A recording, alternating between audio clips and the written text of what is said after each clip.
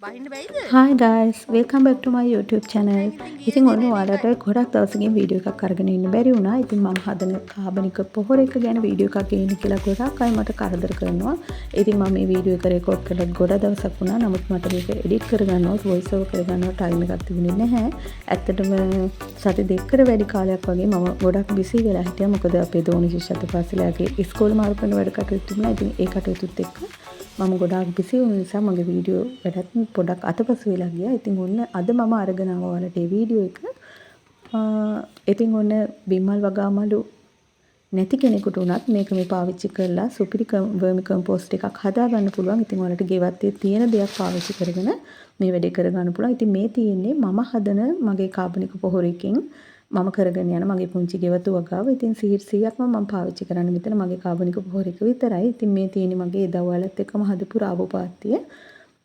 ඉතින් දැන් ටිකක් ලොකුයිත් එක්ක මේ රාබු පැල. ඉතින් මේ වීඩියෝ වොයිස් ඕවර් කරන දවස් වෙනකොට මේ පැල තවත් ගොඩක් ලොකුයි. ඉතින් මේ බටු වගාව එතකොට මගේ මිරිස් තක්කාලි මේ හැම දෙයක්ම මම අර කිව්ව පොහොර එක පාවිච්චි කරලා තමයි හදන්නේ. ඉතින් අපිට බය නැතුව අපි දරුවෙකුට උනත් දෙන්න පුළුවන් මේ දේවල් 100%ක්ම වසවිස නැහැ කියලා අපි දන්න නිසා. ඉතින් ඕන ඒ නිසා පුළුවන් විදිහට පුංචියට හරි පොහොර ටිකක් හදාගෙන ගෙදර මේ වගේ වගාවක් කරගන්න බලන්න. මොකද ඒකෙන් ලැබෙන ආර්ථික ප්‍රතිලාභ වගේම අපිට ලොකු මානසික සතුටකුත් මේ දේවල් දකිනකොට ලැබෙනවා ඇත්තටම. ඉතින් අපේ අතින් හැදෙන ගෙඩියක කරලක කොයිතරම් සතුටක් නැතිලා තියෙනවද කියලා ඉතින් අපිට දැනෙනවා මේ දේවල් අපි අල්ලනකොට කඩනකොට අනේ අපි නේද මේක හැදුවේ කියලා. ඉතින් පොහොර එකත් අපිම හදලා වසවිස නැතුව අපි මේ වැඩේ කරගත්තොත් ඊටත් වඩා ලොකු ප්‍රතිලාභ අපිට ලබා ගන්න පුළුවන්. ඉතින් ඒක නිසා ඔන්න ඔයාලත් try කරලා බලන්න මේ විදිහට. ඉතින් සමහර මේ පොහොර එකට කැමති වෙයිද දන්නේ නැහැ. ඇත්තටම වර්මි කම්පෝස්ට් එකක් විදිහට තමයි මම මේ පොහොර එක හදන්නේ. ඉතින් ඒක සාමාන්‍ය කාබනික පොහොර එකට වඩා 5 ගුණයක් විතර පෝෂණයක් තියෙනවා කියලා කියනවා සාමාන්‍ය මේ වර්මි කම්පෝස්ට් එක. ඉතින් බිම්මල් වගාමලු නැති කෙනෙක් නම් ඔයාලගේ ගෙවත්තේ තියෙන අමුද්‍රව පාවිච්චි කරලා මේ වැඩේ කරගන්න. ඇත්තටම ඉතින් හොඳම ප්‍රතිඵල තියෙන පොහොර එකක් තමයි මේ පොහොර එක. ඉතින් මම ඔයාලට ඉවතලන බිම්මල් වගාමලු වලින් කොම්පෝස්ට් පොහොර එක හදාගන්න වීඩියෝ එකට අවශ්‍ය කරන හැම දෙයක්ම විතර ලෑස්ති කරලා තියෙනවා. ඉතින් අපි බලමු අපි කොහොමද මේ පොහොර එක හදාගන්නේ කියලා. අපි ඉස්සෙල්ලාම අවශ්‍ය වෙන්නේ මොනවද කියලා අපි බලමු. මේකේ තියෙන්නේ මම කලින් හදලා අස් කරපු පොහොර බාස්කට් එකක්. ඉතින් මේක මම අද හිස් කරලා තියෙනවා ඔයාලට මේ පොහොර එක හදාගන්න හැටි කියලා දෙන්න. ඉතින් මේ තියෙන්නේ මෙතන බිම්මල් වගාමලු මම පොඩි කරගෙන ගෙනාපු ටිකක්. ඉතින් ඔයාලට කැමති විදිහට මේවා කුඩු කරලා ගන්න පුළුවන්. ඉතින් කපුලෙන් පාගලා හරි. ඉතින් අවශ්‍ය ප්‍රමාණයක් පොහොර හදාගන්න ඔයාලට මේක ගන්න පුළුවන්. ඉතින් මම මේ ටිකක් පොඩි කරලා අරගෙන ආවේ. ඉතින් ඊට අමතරව මට තව ඕන කරනවා මේකට මේ මානා. ඉතින් මේකේ හතර නයිට්‍රජන් තියෙනවා. ඉතින් අපි පොහොර හදනකොට සාමාන්‍ය මේක පාවිච්චි කරනවා. ඊළඟට මෙතන තියෙන්නේ මේ වල් සූර්යකාන්ත. ඉතින් මේ මල දැක්කම ඔයාලා දන්නවනේ මේක මොනවද කියලා. ඉතින් මේ වල් සූර්යකාන්තක ඉතින් මේ ටික දැන් කපලා ටිකක් සතියක් විතර වගේ පරණ වෙලා තියෙන්නේ. මොකද අමුවෙන්ම දානවට වඩා ටිකක් පරණ වුණ එක දාන එක හොඳයි. ඊළඟට අපිට තව අවශ්‍ය වෙනවා කෙහෙල් කොට. ඊළඟට මේකේ තියෙන්නේ මේ ගොම. ඉතින් මේ ගොම එක අපිට අනිවාර්යෙන් අවශ්‍ය වෙනවා. මොකද වර්මි කම්පෝස්ට් එකක් විදිහට තමයි මම ඔයාලට මේ පොහොර එක හදාගන්න කියලා දෙන්නේ. ඔයාලට මේ වර්මිස් සල්ලි වලට ගන්න අවශ්‍ය නැහැ. මෙන්න මේ ගාන්ට වගේ දිරලා තියෙන ගොම සාමාන්‍ය ගාන්ට වගේ දිරලා තියෙන ගොම ගත්තහම මේ ගොම වල ඕන තරම් මේ වර්මිස්ලා ඉන්නවා. මේ වලට පේනවා ඇති. ඉතින් මම ඔයාලට ලයිට් එක දාලා පෙන්නන්නම්. ලයිට් එකට යාලා ටිකක් සංවේදී හැබැයි හැංගෙන්න බලනවා ලයිට් එක වැටෙනකොට. ලයිට් එක වැටෙනකොට උඩට එන්නේ නැහැ ඒගොල්ලෝ. මේක ගොඩක් හිටියා මේ බලන්න. මේ පේනව නේද? ඉතින් මේ වර්මි කම්පෝස්ට් හදන්න ඇත්තටම මේ වර්මිස්ලා තමයි අවශ්‍ය වෙන්නේ. ඉතින් ඔය වර්මි කම්පෝස්ට් හදන අය ලොකු ගණන් වලට ලොකු පැකේජ් වලට මේ වර්මිස්ලා ලැබෙ කරනවා. නමුත් එහෙම අවශ්‍ය නැහැ. අපිට මේ ගොම තියෙන තැනකින් අපිට වර්මිස්ලා ඉල්ල ගන්න පුළුවන්. ඉතින් මමත් මේ සල්ලි දීලා තමයි ගෙනාවේ. මේ අද මේ ටිකට ගෝණි දෙකක් අරගෙන ආවා. ඉතින් අපිට මේ වර්මි කම්පෝස්ට් එක ලේසියෙන්ම හදා ගන්න පුළුවන්. මෙන්න මේ ගැඩවිල්ලු ඉන්න ගොම පොහොර ටිකක් හොයාගත්තාම මේ පේනවනේ. ඉතින් මේගොල්ලන්ගෙන් තමයි අපි මේ කම්පෝස්ට් එක හදන්නේ. ඉතින් අපිට වෙන පොහොර වගේ මේ ගොඩ කරන්න කලවම් කරන්න අවශ්‍ය නැහැ. මේක අපි දාලා තිබ්බහම මේගොල්ලෝ අපිට පොහොර එක නිකම්ම හදලා දෙනවා. ඉතින් මේගොල්ලන්ට අපිට වියදමක් යන්නේ නැහැනේ. ඉතින් අපිට මේ වගේ අර වර්මිලා ටිකක් ඉන්න තැනකින් ගොම ටිකක් ගන්න විතරයි ඕනේ. ඉතින් මේක අර යන්තම් වගේ දිරාගෙන එන ගොම. ඉතින් ඒවැ තමයි මේ විදිහට පණුවෝ ඉන්නේ. ඉතින් මට මේ විදිහට හොඳට පණුව ඉන්න ගොම ටිකක් දාගත්තාම ඔයාලට හොඳටම ඇති මේ වැඩේට. මම හිතනවා ඔයාලට මම කියපේ තේරෙන්නේ නැති කියලා. ඉතින් ඔයාලා මේ ගන්න මාන ටික ඒ වගේම වල් සූර්යකාන්ත ටික කෙසෙල් කොට ටික පුංචියටම කොටා ගන්න. ඉතින් අර පෘෂ්ටික වර්ගඵලයේ පුංචි වෙන තරමට මේක පොහොර හදාගන්න ලේසියි අපිට. ඉතින් ඒ වගේම තමයි අපි මේ පොහොර එක හදාගන්න ගන්න භාජන එක්ක සිමෙන්ති ටැංකියක් හෝ එහෙම නැත්නම් මේ වගේ ප්ලාස්ටික් බැරල් භාගයක් හෝ අපිට ගන්න පුළුවන්. ඉතින් මේකේ අර වතුර බහැලා යන්න මේ වගේ පුංචි පුංචි සිදුරු ටිකක් හදාගන්න. ඉතින් ඔයාලට ඇණයක් පුච්චලා වුණත් මේ වැඩේ කරගන්න පුළුවන්. එහෙම නැත්නම් අර ඩ්‍රිල් එකකින් සිදුරු කරලා වුණත් මේ සිදුරු හදාගන්න පුළුවන්. ඉතින් සිමෙන්තියෙන් ටැංකිය වගේ ගඩොලින් බැඳලා හෝ සිමෙන්තියෙන් හදාගන්න පුළුවන් නම් ඒත් හොඳයි. ඉතින් මේ net එකක් ඒකට උඩින් එලා ගන්න. මොකද අපි ගැඩවිල් පණුව දාගන්න මේ වැඩේ කරන්නේ. ඉතින් අපි පණුව ටික මේ සිදුරු වලින් පිටතට යන්න පුළුවන්. ඒක නිසා මෙතන net එකක් අලව ගන්න.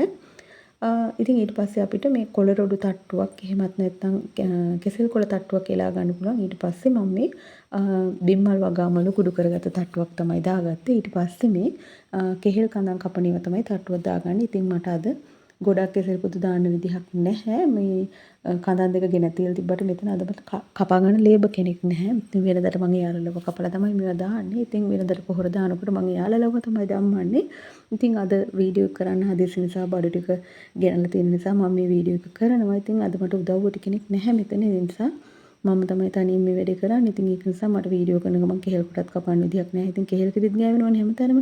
ඒ නිසා ඔයාලට මම පෙන්නන්න විතරක් මේ පොඩ්ඩක් කපලා දැන් මේ ඉතින් ඔයාලා දානකොට හොඳට කපලා කෙහෙල් කොට දාගන්න තට්ටුවක්. මොකද මේ අපි දැන් මේ වර්මිස්ලානේ දාන්නේ. මේ ගොමවල ඉන්න ගැඩවිල් පණුව කියන කෙනා තමයි මේ වැඩේ කරන්නේ. ඉතින් මේ මම මේ ඒ පණුව ඉන්න ගොම ටිකක් තමයි මම මේ ඕඩර් කරලා ගෙන්නගෙන තියෙන්නේ. ඉතින් මේ වань මේකේ හොඳට වර්මිස්ලා ඉන්නවා. ඉතින් අපි මාරුවෙන් මාරුවට අපි දාන හැම අමුද්‍රව්‍ය තට්ටුවකටම වරක් මේ විදිහට ගොම තට්ටුවක් දාගන්න ඕනේ. ඉතින් නිකම්ම ගොම නෙවෙයි මේ වගේ වර්මිස්ලා ඉන්න ගොම තමයි අපි දාගන්න ඕනේ. මොකද එයාලා තමයි මේ පොහොර එක හදන්නේ. එන්න මේ කෙහෙල් ගහේ මේ කෙසෙල් කඳන් කපලා එකතු කරගන්න කෑලි පුළුවන් තරම් මේ පොහොර එකට එකතු කරන්න මං ගිය සැරේ නම් ගොඩක් දැම්මා. මොකද මං එදා ලේබර් කෙනෙක් දාලා තමයි මං මේ පොහොර හැදුවේ. ඉතින් ගොඩක් හදපු නිසා ඉතින් අද කවුරුත් නැහැ. මම තනියෙන් මේ වැඩේ කරන්න ඔයාලට වීඩියෝ එක ඉදිරිපත් කරන්න ඕන නිසා මානකස්තුවක්.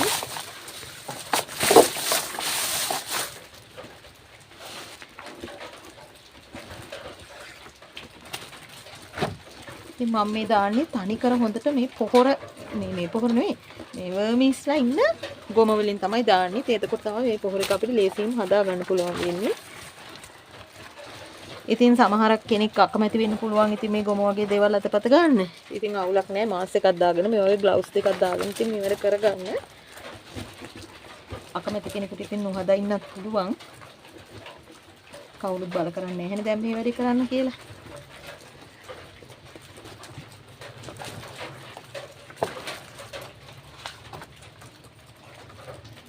ඉතින් මේ වර්මිස්ලාගෙන් තමයි අතට වර්මි කම්පෝස්ට් එක හදන්නේ. ඉතින් ওই වර්මි කම්පෝස්ට් කියලා පණුව විකුණන අයගේ බොරු වලට ඇත්තටම අහු වෙන්න එපා. ඉතින් මේ වර්මිස්ලාගෙන් අපිට හොඳට වර්මි කම්පෝස්ට් එක හදා ගන්න පුළුවන්. ඉතින් මේ විදිහට හදපු වර්මි කම්පෝස්ට් තමයි මම මේ පාවිච්චි කරන්නේ. ඉතින් බිමල් වගාමල් පාවිච්චි කරලා හදන එක තමයි එකම වෙනස. ඉතින් බිමල් වගාමල් නැති කෙනෙකුට බිමල් වගාමල් නැතුව ඔයාලගේ ගෙදර තියෙන අමුද්‍රව්‍යයක් පාවිච්චි කරලා ඔයාලට මේ වර්මි කම්පෝස්ට් එක ලේසියෙන්ම හදා ගන්න පුළුවන්.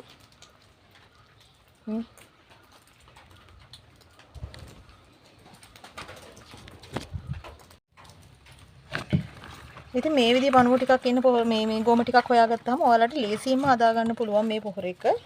ඉතින් ගොම තියෙන තැනකින් ලේසියෙන්ම මේ වගේ ගොම ටිකක් ඉල්ල ගන්න පුළුවන්. දැන් අපි වල් සූර්යකාන්ත තට්ටුවකුත් දාගමු මේකට. මේක කෑලි කපලා දාගන්න පුළුවන් නම් ගොඩක් හොඳයි. මම මේ ටික දැන් කපලා සතියක් විතර වගේ වෙනවා. ඉතින් ඒක නිසා මම මේ ටික හැමම දානවා. දැන් මේ ටික හොඳට මැඩවිලා තියෙන නිසා මේ අනිත් එක අද මට මේව කපා ගන්න විතර ලේබර් කෙනෙකුත් නැහැ. ඉතින් මම පොහොර දානකොට මේවා මේ මානා නම්මනම් මේ ඔක්කොම ඒගොල්ලෝව කපවගෙන තමයි දාන්නේ. ඉතින් අද වීඩියෝ එක කරන්න ඕන නිසා මම කරාට අද මේව කපා ගන්න කෙනෙක් නැහැ මට. ඒ නිසා මම මෙහෙම දානවා. නමුත් ඔයාලම එහෙමම දාන්න එපා. ඔයාලා දානකොට හොඳට පොඩියට අඟලි වගේ කෑලි වලට කපලා දාන්න. ඊට පස්සේ අපිට පුළුවන් ආපහු මේක පොඩි ගොම තට්ටුවක් දාගන්න.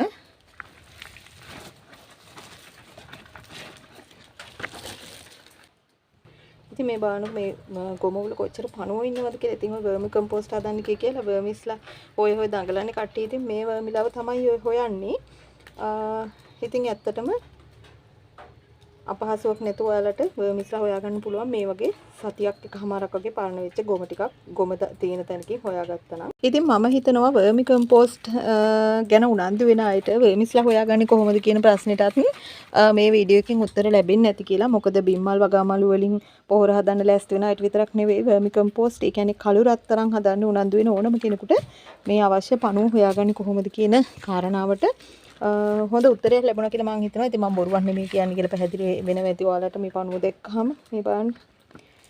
ඉතින් මේ මම අද ඊයේ පුරවල ගවගාලින් සල්ලි දීලා ගෙන්නගත්ත ගොම ගෝණි දෙකේ තමයි මේ තරම් පණුව ඉන්නේ. ඉතින් ඒගොල්ලන්ට කිව්වහම පණුව ඉන්න ගොම වලින් දාලා දෙන්න කියලා. ඉතින් ගවගාල වල වැඩ කරන අය දන්නවා. ඉතින් ඒගොල්ලෝ දාලා දෙනවා. මේ බලන්න කොයි තරම් පණුව ඉන්නවද කියලා. ඉතින් අපිට මේ පණුව ටික ඔය වර්මි කම්පෝස්ට් කරන මුදලාලිලාගෙන් ගන්න ගියා නම් කීයක් වෙයිද? ඉතින් ඔන්න ඒ බොරුවත් මේ වෙලාවෙම මම ඕගොල්ලන්ට එලි කරා. ඉතින් අපි මේ ගමට ඇට්ටු තුනී කරගමු. තුනී කරගෙන අපි ආය අපේ බිම්මල් වගාමලු ලේයර් එකක් දාමු. ඉතින් බිම්මල් වගාමලු නැති අය කලබල වෙන්න අවශ්‍ය නැහැ. ඉතින් ඔයාලට ඔයාලගේ ගෙවත්තේ තියෙන ඕනම දෙයක් දාලා ඉතින් කෙසෙල් කඳන් කෙසෙල් කොළ කෙසෙල් රහේ මුළු පස්පංගුවම පොහොර හදන්න ගන්න පුළුවන්. ඉතින් එළවලු කුස්සිය වල ඉවත් කරන දේවල් ගන්න පුළුවන්. හැබැයි ඒ වගේ ගන්න බැරි කොටස් තියෙනවා. ගන්න බැරි දේවල් තියෙනවා. ඉතින් ඒව ගැන සැලකිලිමත් වෙලා ඒ දේවල් පාවිච්චි කරන්න. ඉතින් මම ඕන ආපහු පොට් කඩප තට්ටුවක් මේ විදිහට දාගත්තා. හැබැයි ඔයාලා හොඳට මතක තියාගන්න මේක හොඳට තෙමන්න ඕනේ. උඩින් හොඳට වතුර වක් කරලා මේ පොහොර එක හොඳට තෙමන්න ඕන හදලා ඉවරලා දැන් අපි ආපහු මේකට උඩට ගොම තට්ටුවක් දාලා ඉතින් තට්ටුවෙන් තට්ටුව ඔයාලට ගොම දිය කරපු වතුරෙන් තෙමා ගන්න පුළුවන් නම් වැඩියම හොඳයි. අනිත් එක අර මම ඔයාලට පෙන්නපු කෙසෙල් පතුරු කපලා දා ගන්න පුළුවන් නම් පුළුවන් තරමට ඒක වැඩියෙන් හොඳයි. මොකද ගැඩවිල්ල හරි කැමති මේ සීතල තැන් වලට එකතු වෙලා ඉන්න. ඒ නිසා ඔයාලට ගැඩවිල්ල වැඩියෙන් බෝ කර ගන්න පුළුවන් මේකේ කෙසෙල් පතුරු දැමීම තුලින්.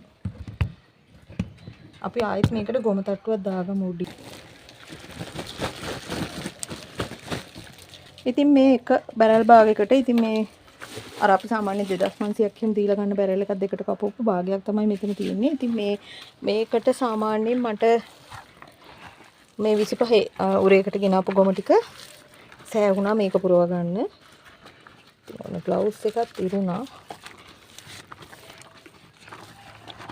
ඉතින් ගොම ටික හොඳට තුනී කරගන්න. දැන් මගේ ළඟ තව අර මාන ටිකක් වල් සූර්යකාන්ත ටිකක් ඉතිරි වෙලා තියෙනවා. අපි ඒ තට්ටුවත් මේකට උඩින්ම දාමු. මෙන්න මේගොල්ලෝ මේ බහලා යනවානේ. මේගොල්ලෝ බොහොම සියුම් මේ නිසා පරිස්සමින් අල්ලලා දාන්න මේගොල්ලෝ දානකොට. ඉතින් ඔන්න මම ඉතුරු වෙච්ච මේ වල් සූර්යකාන්ත ටිකයි මාන කෑලි ටිකයි ඒ ටිකත් ඔක්කොම මේක උඩට දැම්මා. ඉතින් ඔයාලා මතක් කරලා දාන හැම ලේයර් එකකටම පස්සෙම ගොම තට්ටුවක් දාගන්න. ඉතින් මේ පණුවන්ට හොඳට සීතල ඕනේ වතුර ඕනේ. ඉතින් ඒක නිසා මේ පොහොර එකට හොඳට වතුර වක් කරගන්න. ඉතින් අර ඔයාලා ලී කුඩු තට්ටුව එහෙම දානකොට ගොම දිය කරලා දා ගන්න පුළුවන් නම් ගොඩක් හොඳයි.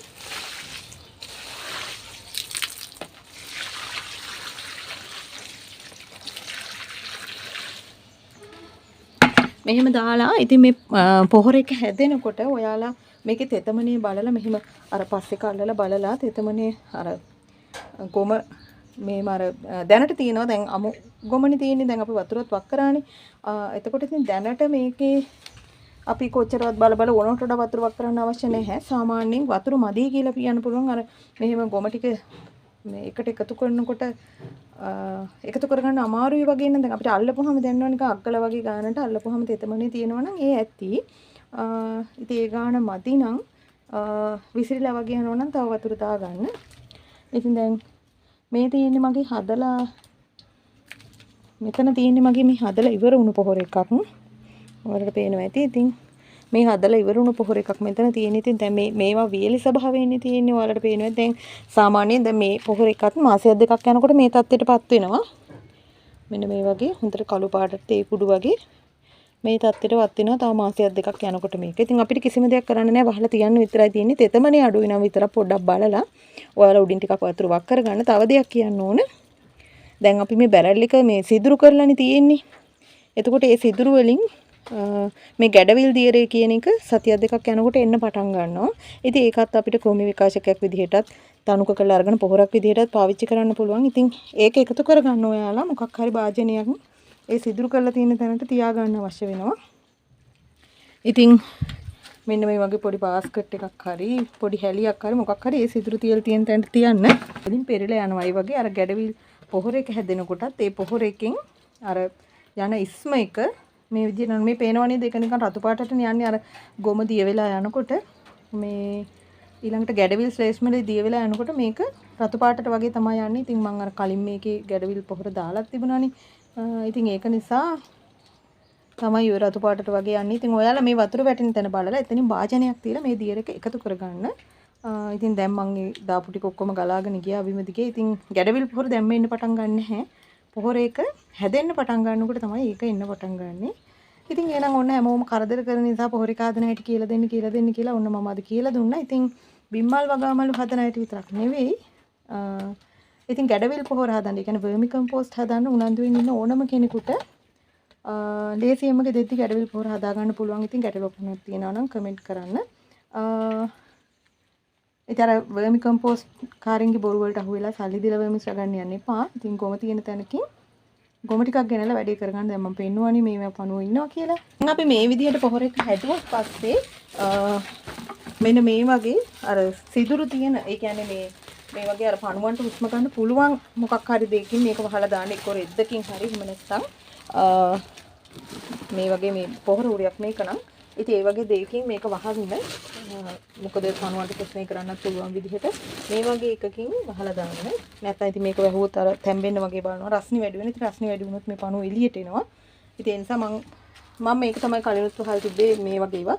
ඉතින් එහෙම ගැටලුවක් නැහැ, මේක වහන්න පුළුවන්. ඉතින් ඊටරේදී වගේ දේවල් වහන්න එපා. රස්නි වැඩි නිසා පණුව එළියට එන්න බලනවා. අනිත් එක දැන් වැහි කාලෙට පණුව එළියට එන්න වගේ හදනවා නම් පොඩ්ඩක් ඇරලා තියන්න. ආලෝකයේ වැටුණු ගමන් ඒගොල්ලෝ ආලෝකයට සංවේදී නිසා මේ එහෙමම මේගොල්ලෝ ඇතුළට යනවා. අඳුරේ ඉන්න තමයි මේගොල්ලෝ කැමති. ඒක නිසා එළිය දෙන්න යන්න එපා. මොකද මේගොල්ලෝ පොළවේ ඉන්න අයනේ. හරි ඔන්න එහෙමනම් මම ඔන්න ඔයාලගේ ඉල්ලීම ඉෂ්ට කරා. ඉතින් කලින් කරපු මගේ කාබනික වගාව පිළිබඳ වීඩියෝත් මෙතන තියෙනවා. ඉතින් කැමති කෙනෙකුට ඔන්න ඒවත් බලන්න පුළුවන්. ඉතින් පොහොර එක ඉල්ලපු හැමෝම try කරලා බලන්න පොහොර එක හදන්න පුළුවන්ද කියලා. ඉතින් වර්මිස් එකත් ගන්න දිනු කරන්න කැමති නම් විතරක් ඔයාලා මේ ක්‍රමයට යන්න. ඉතින් එහෙම නැත්නම් ඔයාලට සාමාන්‍ය විදිහට සාමාන්‍ය කාබනික පොහොර එකක් වුණත් හදා ගන්න පුළුවන්. ගිහින් එන හැමෝටම thank you.